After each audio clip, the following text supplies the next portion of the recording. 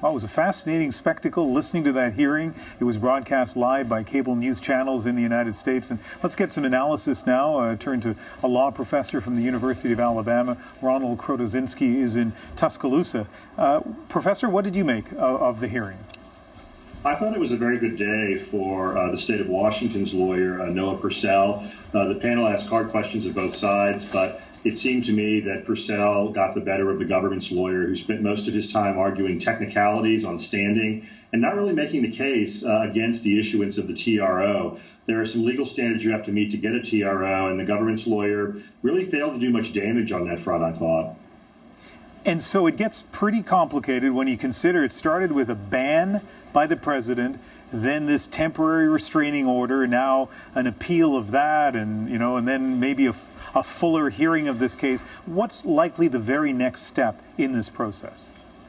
The three-judge panel will issue a ruling, and it's always dangerous to predict how judges will rule based on oral arguments, so I hesitate to make a prediction. But based on the oral arguments, I expect a 2-1 or a 3-0 decision that affirms the issuance of the TRO and sends the matter back to the district court judge to conduct an evidentiary hearing. One of the problems, which your colleague mentioned in her report, which I thought was quite excellent, involved the lack of a record. So the amount of discovery that's gone on and the amount of evidence that the parties have put before the district court, very thin, very slender. And so what would happen in the normal course of events is this would be sent back and a full hearing would occur, and then the judge would decide whether to issue a preliminary injunction or not before proceeding to a trial. Of course, the Trump administration and the DOJ could appeal to the Supreme Court or to the full Ninth Circuit en banc if the three-judge panel rules as I expect they will and affirms the district court judge. He did a careful job and a thorough job. He was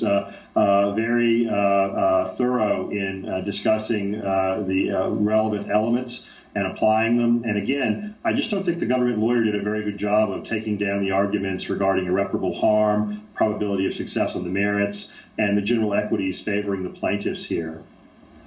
We saw during this hearing the three judges who were challenging both of these lawyers. I mean, it really was incredible to see how they are kept on their toes to explain their case. It did feel to me as well that maybe these judges were a little bit more vigorous in their criticism or questions towards the Department of Justice lawyer. But one of the things I noticed is, one of these judges was appointed by President Carter, a Democrat, obviously. One was appointed by President Bush, a Republican. One was appointed. The third one was appointed perhaps by Obama. And so did you get any sense at all of partisanship on the part of how they approach this?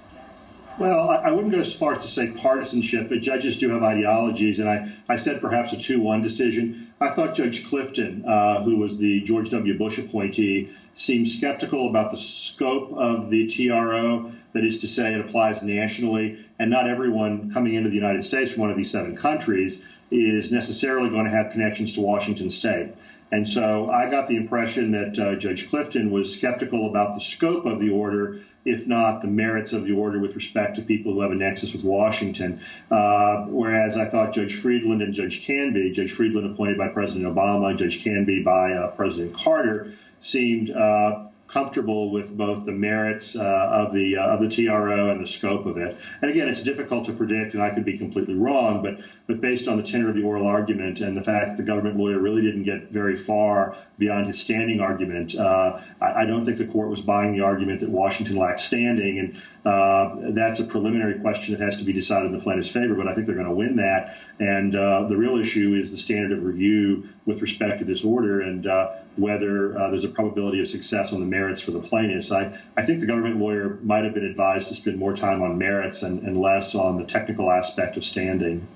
Yeah, and standing, whether the states of Washington and Minnesota even have a role to play here, since, of course, they're not directly affected by the order. We have just 30 seconds left, but I do want to ask you this. I think from this hearing, a very intriguing thing was raised here, that if this does actually go to a fuller trial or hearing before that judge in Washington State, the lawyers are going to be able to bring Trump officials and start grilling them on what the true intentions are regarding this order. That is exactly right. The plaintiffs will have a right to depose government officials and to try to establish that, although facially neutral, that these regs were enacted with discriminatory intent and therefore violate the equal protection principle of the Fifth Amendment and the Establishment Clause of the First Amendment. That's exactly right. It will be interesting to see if the litigation goes forward and we move into a discovery phase. Yeah, that will be absolutely fascinating. Ronald Krotoszynski, a professor from the University of Alabama School of Law, thank you very much. Good to be with you, Ian. Thank you.